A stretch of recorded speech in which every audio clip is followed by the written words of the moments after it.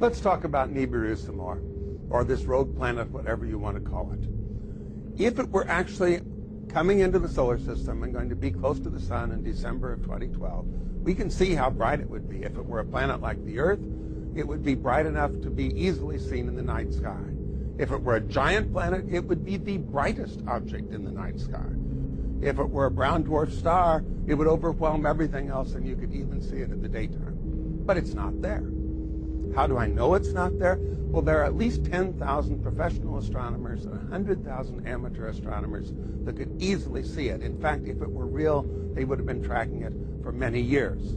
There are also satellites in space carrying out surveys, and they have not seen it. There is no evidence for its existence. And I should add, most of those astronomers don't work for NASA. NASA does not do most of the astronomy. Even NASA's premier telescope, the Hubble Space Telescope, is operated by university astronomers.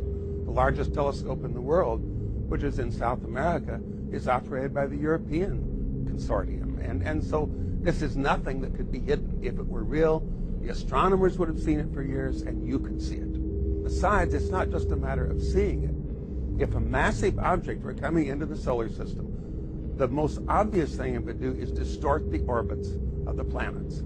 And there has been no change in those orbits.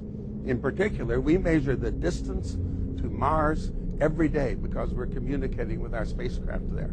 If there were any change in Mars's distance or relative speed, it would show up. Nothing. The solar system is as solid as a rock. So there is no evidence from gravity either that some object is coming in. There are all of these stories, and any scientist can look at them and see that they are fundamentally flawed.